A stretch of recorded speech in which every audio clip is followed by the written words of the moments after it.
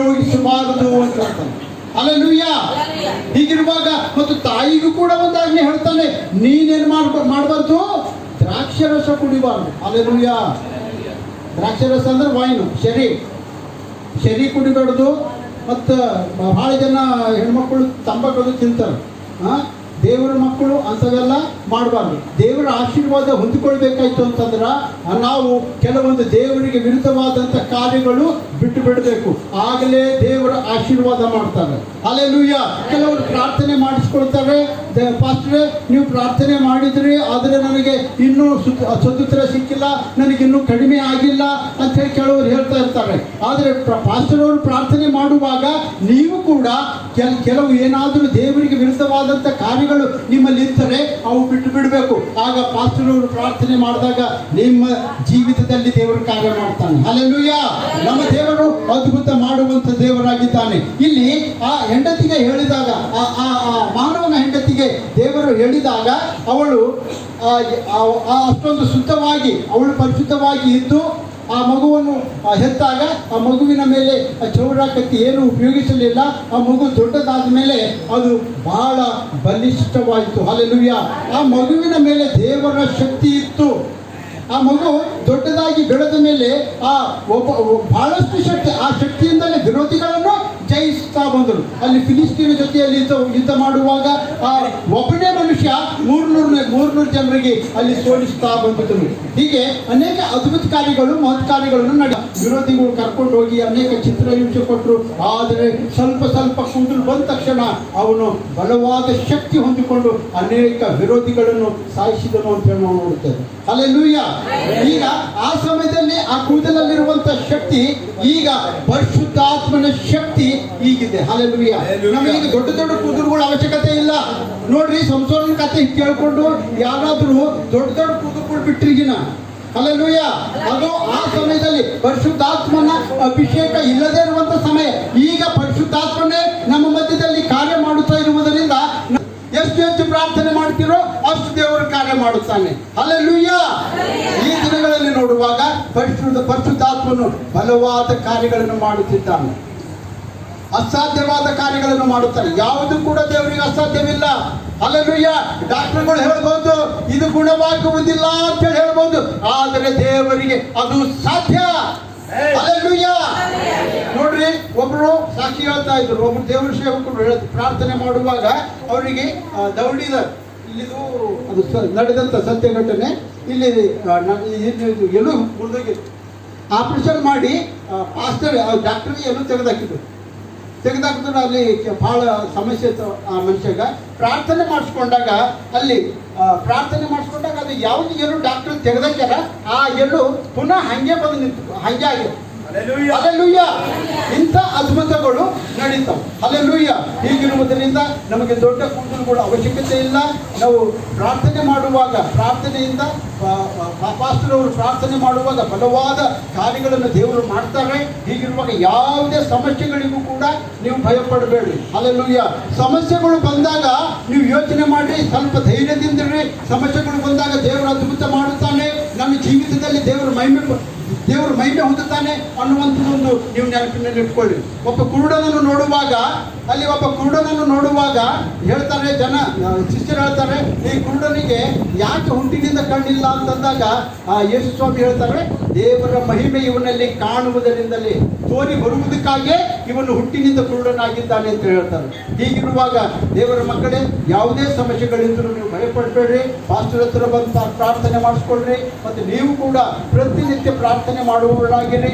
ದೇವರು ಎಲ್ಲದರಿಂದ ಬಿಡುಗಡೆ ಕೊಡುತ್ತಾನೆ. ಹಲ್ಲೆಲೂಯ. ಈಗ ಈ ಕೂದಲುಗಳನ್ನು ಕಟ್ಟು ಮಾಡುವಾಗ ನಾವು ಯಾಕೆ ಕಟ್ಟು ಮಾಡಬೇಕು, ಜವಳ ಯಾಕೆ ತೆಗಿಬೇಕು ಅಂತೇಳಿ ನೋಡುವಾಗ ಅನೇಕರು ಏನಪ್ಪ ಅಂತಂದ್ರೆ ಅದಕ್ಕೆ ಹೆಚ್ಚಿಗೆ ಪ್ರಾಮುಖ್ಯತೆ ಕೊಡೋಲ್ಲ. ಕ್ರಿಶ್ಚಿಯನ್ದವ್ರು ಅದರ ಬೈಬಲ್ದಾಗ ಎಲ್ಲಿ ಬರ್ದಿದ್ದದನ್ನ ಅಂತ ಹೇಳಿ ಕೆಲವರು ನೋಡಿದ್ದಾರೆ. ಇಲ್ಲಿ ನೋಡುವಾಗ ಸಂಸೋನನ ವಿಷಯದಲ್ಲಿ ನೋಡುವಾಗ ತಲೆಯ ಮೇಲಿನ ಕೂದಲಿಗೆ ಬಹಳ ಪ್ರಾಮುಖ್ಯತೆ ಇದೆ. ಮತ್ತೆ ಇನ್ನೊಂದೇನಂತಂದ್ರೆ ನೋಡ್ರಿ, ಬೈಬಲ್ದಾಗ ಬರ್ದಿದ್ದದ ಸ್ತ್ರೀಯರು, ಹೆಣ್ಮಕ್ಳು ತಲೆ ಮೇಲಿನ ಕೂದಲು ಬೋಳಿಸ್ಕೋಬಾರ್ದು, ಅದು ಅವಮಾನ. ಹಲ್ಲೆಲೂಯ. ಹೀಗೆ ಕೂದಲ ವಿಷಯದಲ್ಲಿ ನೋಡುವಾಗ ಅಷ್ಟೊಂದು ಪ್ರಾಮುಖ್ಯತೆ ದೇವರಲ್ಲಿ ಇರುವುದರಿಂದ ಬೈಬಲಲ್ಲಿ ಇರುವುದರಿಂದ ನಾವು ಮೊದಲನೇ ಸಲ ಪಾಸ್ಟರ್ ಅವರ ಮಕ್ಕಳ ಒಂದು ಕೂದಲುಗಳನ್ನು ಕಟ್ ಮಾಡುವಾಗ, ಪ್ರಾರ್ಥನೆ ಮಾಡಿ ಕಟ್ ಮಾಡುವಾಗ ಅದು ದೇವರಿಗೆ ಮಹಿಮೆ ಆಗ್ತದೆ. ಹೀಗಿರುವಾಗ ಈ ಕಾರ್ಯಕ್ರಮವನ್ನು ಪಾಸ್ಟರ್ ಅವರು ಇಟ್ಕೊಂಡಿದ್ದಾರೆ. ಈ ವಾಕ್ಯಗಳನ್ನು ದೇವರು ಆಶೀರ್ವಾದ ಮಾಡಲಿ. ಆಮೇಲೆ ಹಲ್ಲೆಲೂಯ. ಕಾಣಿಕೆ ಕೊಡುವಂತ ಸಮಯ. ನಿನ್ನ ಪ್ರೀತಿ ಹೇಳಪ್ಪ, ನೀವೆಷ್ಟು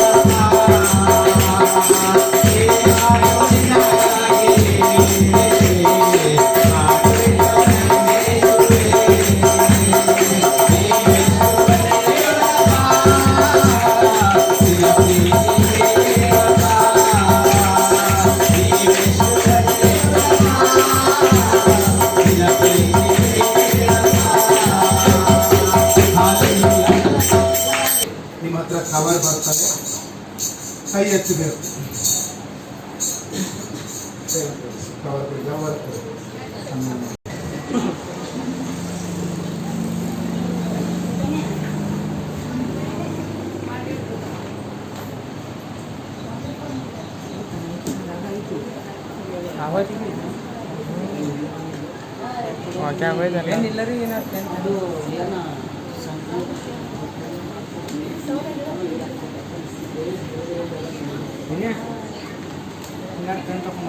ವಿಡಿಯೋ ಆಗ್ಲತ್ತದ, ನಾವು ಬರ್ಕೊತೇವೆ, ಬರೀ ಚೆಕ್ ಮಾಡ್ತೀವಿ. ಚೆಕ್ ಮಾಡಿಬಿಟ್ಟು ನಮ್ಮದು ಮುಖ್ಯ ಅಲ್ಲ. ದೇವರು ಹೇಳ್ತಾರ, ನಾನು ಹೇಳಿರೋ ಥರ ನೀನು ನಡ್ಕೋ, ನಾನು ನಿನ್ನನ್ನು ಅವರನ್ನೇ ಮಾಡೋಣ. ನಾವೆಲ್ಲರೂ ಕೂಡ ಪ್ರಾರ್ಥನೆ ಮಾಡೋಣ. ಕೊಟ್ಟಿರುವಂಥ ಕಾಣಿಕೆಗಾಗಿ, ದಶಾಂಶಕ್ಕಾಗಿ ದೇವರಿಗೆ ನಾವು ಕೊಡೋದಾದರೆ ದೇವರು ನಮಗೆ ಕೊಡ್ತೀನಿ ಅಂತ ಹೇಳಿದ್ದಾನೆ. ದೇವರೇ, ನಾವು ನಿನ್ನ ಸೇವೆಗಾಗಿ ನಾವು ಕೊಟ್ಟಿದ್ದೇವೆ ದಶಾಂಶ ಕಾಣಿಕೆ ಎಂಬುದಾಗಿ. ನಮ್ಮ ಸ್ಥಿರಗಳನ್ನು ಬಾಗಿದವರಾಗಿ ನಾವು ಪ್ರಾರ್ಥನೆ ಮಾಡೋಣ. ನಮ್ಮ ಮಧ್ಯದಲ್ಲಿರುವಂತಹ ಪಾಸ್ಟರ್ ಅವರು ಈ ಪ್ರಾರ್ಥನೆಯನ್ನು ನಡೆಸಿಕೊಡ್ತಾರೆ. ಪ್ರಾರ್ಥನೆ ಮಾಡಿಕೊಳ್ಳೋಣ. ಕರ್ತನೆಯಪ್ಪ ಯೇಸುವೇ, ನಿಮಗೆ ಸ್ತೋತ್ರವಾಗಲಿ ಸ್ವಾಮಿ. ನೀನು ನಮ್ಮನ್ನು ಆಶೀರ್ವದಿಸಿ ನಮಗೆ ಬೇಕಾದಂಥ ಎಲ್ಲ ಸಹಾಯಗಳನ್ನು ನೀನು ಕೊಡ್ತಾ ಇದ್ದೀಯ, ಅದಕ್ಕಾಗಿ ನಿನಗೆ ಸ್ತೋತ್ರ. ನಮ್ಮ ಕೊರತೆಗಳನ್ನೆಲ್ಲ ನೀಗಿಸ್ತಾ ಇದ್ದೀಯ, ಅದಕ್ಕಾಗಿ ನಿನಗೆ ಸ್ತೋತ್ರ ಸಲ್ಲಿಸ್ತೇವಪ್ಪ. ದೇವರೇ, ನೀನು ಕೊಟ್ಟದರಲ್ಲಿ ಸ್ವಲ್ಪವನ್ನು ನಾವು ಕಾಣಿಕೆಯಾಗಿ ನಿನ್ನ ಸನ್ನಿಧಾನಕ್ಕೆ ತಂದಿದ್ದೇವೆ. ದಶಮಾಂಶವನ್ನು ನಿನ್ನ ಸನ್ನಿಧಾನಕ್ಕೆ ತಂದಿದ್ದೇವೆ. ದೇವರೇ, ನೀನು ಕರುಣೆ ಇಟ್ಟು ನಮ್ಮ ಕಾಣಿಕೆಯನ್ನು ಸ್ವೀಕಾರ ಮಾಡು. ನಮ್ಮ ಕಾಣಿಕೆ ಮೂಲಕ ದೇವರೇ ನಿನ್ನ ಸೇವೆ ಅಭಿವೃದ್ಧಿ ಹೊಂದಲಿ ಸ್ವಾಮಿ. ನಿನ್ನ ಕಾಣಿಕೆ ಮೂಲಕವಾಗಿ ನಮ್ಮ ಕುಟುಂಬ, ಮಕ್ಕಳು ಎಲ್ಲರೂ ಆಶೀರ್ವಾದ ಹೊಂದುವ ಹಾಗೆ ಸಹಾಯ ಮಾಡು. ದೇವರೇ, ಸಭೆಯಲ್ಲಿ ಸೇರಿ ಬಂದಂಥ ಎಲ್ಲ ಮಕ್ಕಳ ಮೇಲೆ ನಿನ್ನ ಕರುಣೆ, ನಿನ್ನ ದಯೆ ಇಳಿದು ಬರಲಿ. ಎಲ್ಲ ಕೊರತೆಗಳನ್ನು ನೀಗಿಸಲ್ಪಡಲಿ. ಎಲ್ಲ ಸಮಸ್ಯೆಗಳಿಂದ ಬಿಡುಗಡೆ ಆಗಲಿ. ದೇವರೇ, ಕೆಲಸ ಇಲ್ಲದವರಿಗೆ ದೇವರೇ ಕೆಲಸಗಳು ಸಿಗಲಿ ಸ್ವಾಮಿ. ನಿನಗೆ ಸ್ತೋತ್ರ. ಎಲ್ಲ ಕೆಲಸದಲ್ಲಿ ನಿನ್ನ ಸಹಾಯ ನಿನ್ನ ಮಕ್ಕಳಿಗೆ ದೊರಕಲಿ. ದೇವರೇ, ನಿನಗೆ ಸ್ತೋತ್ರ ಸ್ವಾಮಿ. 100ಕ್ಕೆ 100ರಷ್ಟು, 1000ದಷ್ಟು, ಲಕ್ಷದಷ್ಟು ಕೊಟ್ಟು ನೀನು ಆಶೀರ್ವದಿಸು ಸ್ವಾಮಿ. ನಿನಗೆ ಸ್ತೋತ್ರ. ನಿನ್ನ ಮಕ್ಕಳು ಮುಂದೆ ಸಾಕ್ಷಿ ಹೇಳುವವರಾಗಿರುವ ಹಾಗೆ ಆಶೀರ್ವದಿಸು. ನಾವು ದೇವರಿಗೆ ಕಾಣಿಕೆ ಕೊಡುವುದರಿಂದ ದೇವರು ನಮಗೆ ಹೇರಳವಾಗಿ ಆಶೀರ್ವಾದ ಮಾಡಿದ್ದಾನೆ ಎಂದು ದೇವರೇ ಸಭೆಯಲ್ಲಿ ನಿಂತುಕೊಂಡು ನಿನ್ನ ಮಕ್ಕಳು ಸಾಕ್ಷಿ ಹೇಳುವ ರೀತಿಯಲ್ಲಿ ಮಕ್ಕಳಿಗೆ ಆಶೀರ್ವದಿಸು, ಅಭಿವೃದ್ಧಿಪಡಿಸು ಸ್ವಾಮಿ. ನಿನಗೆ ಸ್ತೋತ್ರ. ಹಾಗೆ ಮಾಡಿದಕ್ಕಾಗಿ ಸ್ತೋತ್ರ.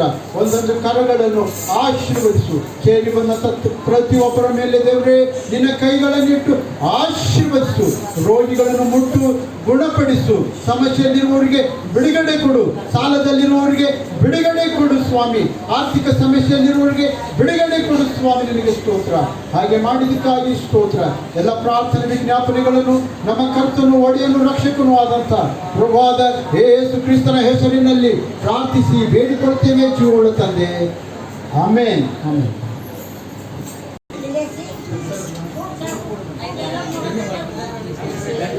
ಸುದೀಪ್ ಸೈಡ್, ಸುದೀಪ್. ಹಲ್ಲೆಲೂಯಾ. ಒಂದು ವಚನ ಏಯ್. ಬೈಬಲಲ್ಲಿ ಬರೆದಿದೆ. ಸುದೀಪ್. 127ನೇ ಕೀರ್ತನೆ, 127ನೇ ಕೀರ್ತನೆ 3ನೇ ವಚನ ಈ ರೀತಿಯಾಗಿ ಬರೆಯಲ್ಪಟ್ಟಿದೆ. ಪುತ್ರ ಸಂತಾನವು ಯೆಹೋವನಿಂದ ಬಂದ ಸ್ವಾಸ್ಥ್ಯವು ಆತನ ಬಹುಮಾನವೇ.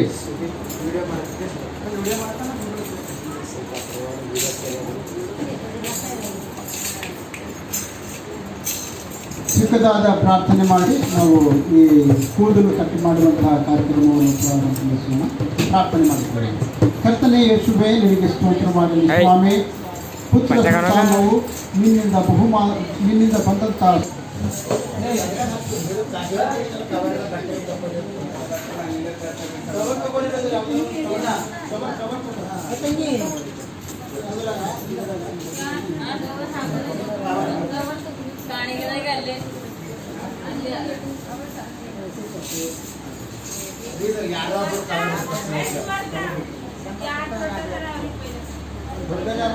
बाजी में चुराया हुआ जरा।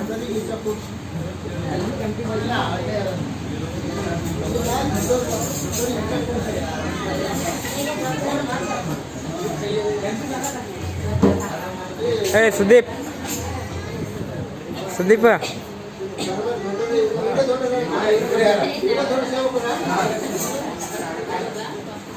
ए सुदीप भज्जी को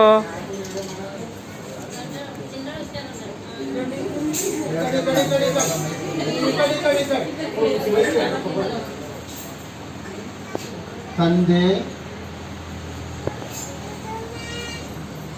ಮಗ,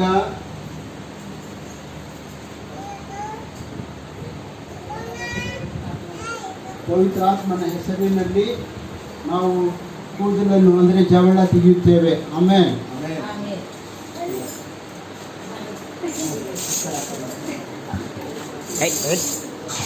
अलग अलग ना खबर है बजा रही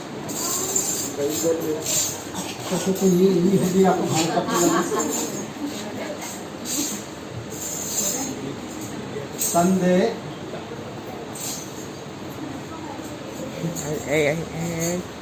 ಮಗ,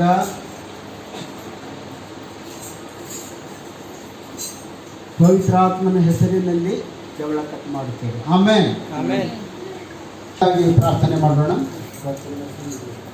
ಕೊನೆಯದಾಗಿ ಪ್ರಾರ್ಥನೆ ಮಾಡಿ ಇವತ್ತಿನ ಕೂಟ ಮುಗಿಸೋಣ. ಎಲ್ಲರೂ ಪ್ರಾರ್ಥನೆ ಮಾಡೋಣ. ಎಲ್ಲರೂ ನೀವೆಲ್ಲರೂ ದೇವರ ಮಕ್ಕಳಾಗಿದ್ದೇನೆ. ನಿಮ್ಮ ಪ್ರಾರ್ಥನೆ ಬಲ ದೇವರ ಸೇವಕರಿಗೆ ಬೇಕು. ನೀವೆಲ್ಲರೂ ಮನೆಯಲ್ಲಿ ಮತ್ತು ಎಲ್ಲ ಕಡೆ ಬಂದಾಗೆಲ್ಲ ದೇವರ ಸೇವಕರಿಗೋಸ್ಕರ, ಅವ್ರ ಕುಟುಂಬಕ್ಕೋಸ್ಕರ, ಮಕ್ಕಳಿಗೋಸ್ಕರ ನೀವೆಲ್ಲರೂ ಪ್ರಾರ್ಥನೆ ಮಾಡುವುದಾಗಿರ್ಬೇಕು. ನಾವು ಸಭೆಯಾಗಿ ನಾವು ಸೇವಕರಿಗೆ ಪ್ರಾರ್ಥನೆ ಮಾಡೋಣ. ಎಲ್ಲರೂ ಪ್ರಾರ್ಥನೆ ಮಾಡೋಣ. ಎಲ್ಲರೂ ನೀವು ಪ್ರಾರ್ಥನೆ ಮಾಡಿ. ಸ್ತೋತ್ರ. ಎಲ್ಲರೂ ಯಾರು ಕೂಡ ಸುಮ್ಮನೆ ಇರಬೇಡ್ರಿ. ದೇವರೇ, ನನ್ನ ಪಾಸ್ಟರ್ ಅವರನ್ನು ಆಶೀರ್ವಾದ ಮಾಡಪ್ಪ. ಅವ್ರ ಕುಟುಂಬವನ್ನು, ಮಕ್ಕಳನ್ನು ಆಶೀರ್ವಾದ ಮಾಡಪ್ಪ. ಆ ಮಕ್ಕಳಿಗೆ ಒಳ್ಳೆ ಆರೋಗ್ಯ ಕೊಡು ಸ್ವಾಮಿ, ಬಲಶಕ್ತಿ ಕೊಡು ಸ್ವಾಮಿ. ದೇವರೇ, ನಿಮ್ಮ ಸೇವಕರಿಗೆ ಕೊಟ್ಟಂಥ ಸಭೆಯನ್ನು ಆಶೀರ್ವದಿಸು, ಸೇವೆಯನ್ನು ಆಶೀರ್ವದಿಸು. ನಮ್ಮ ಸೇವಕರಿಗೆ ಒಳ್ಳೆ ಆರೋಗ್ಯ ಕೊಡು ದೇವರೇ. ಈ ಸಭೆ ಇನ್ನೂ ಹೆಚ್ಚಾಗಿ ಅಭಿವೃದ್ಧಿ ಆಗಲಿ. ಸಭೆಯ ಎಲ್ಲ ಕೊರತೆಗಳು ನೀಗಲಿ ಸ್ವಾಮಿ. ಅನೇಕರು ಚೇರ್ಗಳನ್ನು ಕೊಟ್ಟಿದ್ದಾರೆ, ಕಾರ್ಪೆಟ್ ಕೊಟ್ಟಿದ್ದಾರೆ. ಅನೇಕರು ದೇವರ ಸೇವೆಗಾಗಿ ಕೊಡುವಾಗ ಮಕ್ಕಳನ್ನು ಆಶೀರ್ವಾದ ಮಾಡು. ಇನ್ನು ಕೊಡುವಂಥ ಹಸ್ತಗಳನ್ನು ಎಬ್ಬಿಸಿ ಸ್ವಾಮಿ. ಈ ಸಭೆ ಪ್ರತಿನಿತ್ಯ ಹೆಚ್ಚಾಗಿ ಬೆಳೆಯಲಿ ಯೇಸುವೆ. ನಾವು ಸಭಿಕರು ಒಟ್ಟಾಗಿ ಈ ಸಭೆಗಾಗಿ ಪ್ರಾರ್ಥಿಸುತ್ತೇವೆ ಸ್ವಾಮಿ. ಈ ಸಭೆ ಮೂಲಕ ನಿನಗೆ ಮಹಿಮೆ ಉಂಟಾಗಲಿ. ಪರಿಶುದ್ಧಾತ್ಮನ ಕಾರ್ಯಗಳು ನಡೆಯಲಿ, ಅದ್ಭುತ ಕಾರ್ಯಗಳು ನಡೆಯಲಿ, ಮಹಿಮೆಯ ಕಾರ್ಯಗಳು ನಡೆಯಲಿ. ಕುರುಡರಿಗೆ ಕಣ್ಣುಗಳು ಬರಲಿ, ಕುಂಟರು ನಡೆದಾಡುವಂತಾಗಲಿ. ಎಲ್ಲ ಥರದ ರೋಗ ಬೇನೆಗಳು ವಾಸಿಯಾಗಲಿ. ದೆವ್ವಗಳು, ಮಾಟ ಮಂತ್ರ ಶಕ್ತಿಗಳು ಬಿಡುಗಡೆ ಆಗಲಿ. ಸಭೆ ಮೂಲಕ ಯೇಸುವೇ ನಿನಗೆ ಮಹಿಮೆಯಾಗಲಿ. ಪರಿಶುದ್ಧಾತ್ಮನೇ ನಿನಗೆ ಮಹಿಮೆಯಾಗಲಿ. ಯೆಹೋವನೇ ನಿನಗೆ ಮಹಿಮೆಯಾಗಲಿ. ನಿನಗೆ ಸ್ತೋತ್ರವಾಗಲಿ. ದೇವರೇ, ಸಭೆಯಾಗಿ ಸೇರಿಕೊಂಡಂತ ಎಲ್ಲ ಮಕ್ಕಳ ಮೇಲೆ ನಿನ್ನ ದಯೆ ಕರುಣೆ ಸುರಿಸು ಸ್ವಾಮಿ. ನಿನ್ನ ಮಕ್ಕಳ ಎಲ್ಲ ರೋಗ ಬೇನೆಗಳಿಂದ ಬಿಡುಗಡೆ ಕೊಡು ಸ್ವಾಮಿ. ಎಲ್ಲ ಸಮಸ್ಯೆಗಳಿಂದ ಬಿಡುಗಡೆ ಕೊಡು ಸ್ವಾಮಿ. ನಿನಗೆ ಸ್ತೋತ್ರ ಪ್ರಭು. ಹಾಗೆ ಮಾಡಿದಕ್ಕಾಗಿ ನಿನಗೆ ಸ್ತೋತ್ರ. ಮಕ್ಕಳು ಹಿಂತಿರುಗಿ ಹೋಗುವಾಗ, ನಿನ್ನ ಮಕ್ಕಳು ಹಿಂತಿರುಗಿ ಹೋಗುವಾಗ ಹೇರಳವಾದ ಆಶೀರ್ವಾದಗಳಿಂದ ತುಂಬಿಕೊಂಡು, ಪರಿಶುದ್ಧಾತ್ಮನ ಬಲದಿಂದ ತುಂಬಿಕೊಂಡು, ಪರಿಶುದ್ಧಾತ್ಮನ ಮೂಲಕವಾಗಿ ಜೀವಿಸುವ ಮಕ್ಕಳಾಗಿ ಹಿಂತಿರುಗಿ ಹೋಗುವ ಹಾಗೆ ಸಹಾಯ ಮಾಡು. ಮತ್ತೆ ತಿರುಗಿ ಬರುವಾಗ ದೇವರೇ ಸಾಕ್ಷ್ಯ ಮಕ್ಕಳಾಗಿ ಸಭೆಗೆ ಬರುವಂತೆ ಸಹಾಯ ಮಾಡು ದೇವರೇ. ಹಾಗೆ ಮಾಡಿದ್ದಕ್ಕಾಗಿ ನಿನಗೆ ಸ್ತೋತ್ರ. ಹಾಗೆ ಮಾಡಿದ್ದಕ್ಕಾಗಿ ನಿನಗೆ ಸ್ತೋತ್ರ. ಎಲ್ಲ ಪ್ರಾರ್ಥನೆ ವಿಜ್ಞಾಪನೆಗಳನ್ನು ನಮ್ಮ ಕರ್ತನು, ಒಡೆಯನು, ರಕ್ಷಕನೂ ಆದಂತ ಪ್ರಭುವಾದ ಯೇಸು ಕ್ರಿಸ್ತನ ಹೆಸರಿನಲ್ಲಿ ಪ್ರಾರ್ಥಿಸಿ ಬೇಡಿಕೊಳ್ಳುತ್ತೇವೆ ಜೀವವುಳ್ಳ ತಂದೆ. ಆಮೇನ್, ಆಮೇನ್. ಪರಲೋಕದ ಪ್ರಾರ್ಥನೆ ಹೇಳೋಣ. ದಂಡಿರುವ ನಮ್ಮ ತಂದೆಯೇ, ನಿನ್ನ ನಾಮವು ಪರಿಶುದ್ಧವೆಂದು ಎಣಿಸಲ್ಪಡಲಿ. ನಿನ್ನ ರಾಜ್ಯವು ಬರಲಿ. ನಿಮ್ಮ ಚಿತ್ತವು ಪರಲೋಕದಲ್ಲಿ ನಡೆಯುವ ಪ್ರಕಾರ ಭೂಲೋಕದಲ್ಲಿ ನೆರವೇರಲಿ. ನಮ್ಮ ಅನ್ಯದ ಆಹಾರವನ್ನು ತಪ್ಪಿಸಿಕೊಡು. ನಮಗೆ ತಪ್ಪು ಮಾಡಿದವರು ನಾವು ಚಿಂತಿಸುತ್ತೆ. ನಮ್ಮ ತಪ್ಪುಗಳನ್ನು ಕ್ಷಮಿಸು. ನಮ್ಮನ್ನು ಶೋಧನೆಯಲ್ಲಿ ಸೇರಿಸದೆ ಕೇಳಿದ ತಪ್ಪಿಸು. ಯಾಕೆಂದರೆ ರಾಜ್ಯವು, ಬಲವು, ಮಹಿಮೆಯು ಸದಾಕಾಲ ನಿನಗೆ ಸ್ವಾಮಿ. ಆಮೇನ್. ಅಂತ್ಯಾಶೀರ್ವಾದ ಪಡೆದುಕೊಳ್ಳೋಣ. ಈಗ ನಮ್ಮ ಕರ್ತನಾದ ಯೇಸು ಕ್ರಿಸ್ತನ ಕೃಪೆ, ತಂದೆಯಾದ ದೇವರ ಪ್ರೀತಿ, ಪವಿತ್ರಾತ್ಮನ ಐಕ್ಯತೆ, ಅನ್ಯೋನ್ಯತೆಯ ಸಹವಾಸ ನಮ್ಮೆಲ್ಲರೊಟ್ಟಿಗಿದ್ದು ನಮ್ಮೆಲ್ಲರನ್ನು ದೇವರ ಅನ್ಯೋನ್ಯತೆಯಲ್ಲಿ, ದೇವರ ಭಯಭಕ್ತಿಯಲ್ಲಿ, ದೇವರ ಆಶೀರ್ವಾದಗಳಲ್ಲಿ ನಡೆಸಲಿ ಎಂದು ನಮ್ಮ ರಕ್ಷಕನಾದ ಯೇಸು ಕ್ರಿಸ್ತನ ಹೆಸರಿನಲ್ಲಿ ಪ್ರಾರ್ಥಿಸಿ ಬೇಡಿಕೊಳ್ಳುತ್ತೇವೆ ಜೀವವುಳ್ಳ ತಂದೆ. ಆಮೇನ್, ಆಮೇನ್, ಆಮೇನ್. ಎಷ್ಟು ಕೆಜಿ ತಂದೆ? 3.5 kg. 3-4 kg. ಹಲ್ಲೆಲೂಯಾ. ನೋಡ್ರಿ, ನಾನೊಂದು ಫಂಕ್ಷನ್ ಮಾಡತ್ತಿದೆ. ಓಕೆನಾ? ಸ್ವೀಟ್ ಕೊಡ್ಬೇಕಾ ಕೊಡಬಾರ್ದ? ನಾನು ಚಿಕನ್ ಮಾಡಬೇಕು, ಮಟನ್ ಮಾಡಿದ್ರು ಕೊಡಲ್ಲ. ನಾನು ಸ್ವೀಟ್ ಮಾಡಿಲ್ಲ ಹೇಳಿ ನೋಡೋಣ. ಮಾಡಿಲ್ಲ. ಯಾಕೆ ಗೊತ್ತದನ? ದೇವ್ರು ನಾನು ಸರಿ ಮಾತಾಡಿದಾನೆ. ಏನಂತಂದ್ರೆ, ನಾನು ಜುಲಬಿ ತರಬೇಕಂತ ಅಂದ್ಬಿಟ್ಟು ನಾನು ಆಲೋಚನೆ ಮಾಡಿ ಹೋಗ್ತಾ ಇದ್ದೇನೆ. ಆದ್ರೆ ನಾನೇನು ಮಾಡ್ತಾ ಇದ್ದೀನಿ, ಒಂದು 3 kg ಹಂಗ 2 kg ನನಗೆ ದೇವರ ಆತ್ಮ ಹೇಳಿರೋದು. 2 kg 3 kg ಜುಲಬಿ ಚರ್ಚಿಗೆ ಬರ್ತದ, ನೀನ್ ತಗೊಂಡ್ ಬರಬೇಡ ಅಂತ ಹೇಳಿದ್ರು. ಹಲ್ಲೆಲೂಯಾ. ಆದ್ರೆ ಅಂಬು ತಂದಿದಾನಂತಂದ್ರೆ ಯಾಕೆ ತಂದಿದ್ದಾನೆ ಅಂತ ಕೇಳೋಣ ಅಂತಂದಿದ್ದೀನಿ. ಅಂಬು ಹೇಳ್ತಾ ಇದ್ದೀನಿ, ನಾನು ಸುಮನ್ ತಂದಿದ್ದೀನಿ ಅಂತ ಅಂದ್ಬಿಟ್ಟು. ಸುಮನ್ ತಂದಿಲ್ಲ, ದೇವರು ಒಳಗಡೆ ಕೆಲಸ ಮಾಡಿದ್ದಾನೆ. Hallelujah, hallelujah. ನೋಡ್ರಿ, ಇದು 3 kg ಇಂದ 4 kg ಗಂಟೆ ಇದೆ. ಅಂಬುಗ್ ನಾ ಕೇಳದೆ, ಏನ್ರ ಬೇಡ್ಕೊಂಡನೇನೋ ಅದಕ್ಕೆ ತಂದಿರ್ಬೋದು ಅಂತ ಅನ್ಬಿಟ್ಟು. ಆದ್ರೆ ಇಲ್ಲಿ ನಾನು ಸ್ವೀಟ್ ಮಾಡಿಲ್ಲ. ಯಾಕಂತಂದ್ರೆ ನಾನು ಜುಲಾಬಿ ಒಂದ್ 2 kg ತರಬೇಕು. ಇಷ್ಟೆಲ್ಲ ಮಾಡಿದೀನಿ, ಚಿಕನ್ ರೈಸ್ ಎಲ್ಲ ಮಾಡಿದೀನಿ. ಸ್ವೀಟ್ ಅಲ್ಲಿ ಸ್ವಲ್ಪ ತರ್ಬೇಕು ತಾನೆ. ಆದ್ರೆ ನಾನ್ ತರೋ ಟೈಮಲ್ಲಿ ದೇವರ ಆತ್ಮ ನನ್ನ ಜೊತೆ ಮಾತಾಡಿ ಏನಂದ್ರೆ ನೀನು ಸ್ವೀಟ್ ತರಬೇಡ, ತರ್ತಾ ಇದ್ದಾರೆ ಅಂತ. ಆದ್ರೆ ಯಾರು ತರ್ತಾ ಇದ್ದಾರೆ ಅಂತ ಗೊತ್ತಿಲ್ಲ. ಆದ್ರೆ ಅಂಬು ತಂದಿದ್ದಾನೆ. ಹಾಲೆಲೂಯಾ. 3 ರಿಂದ 4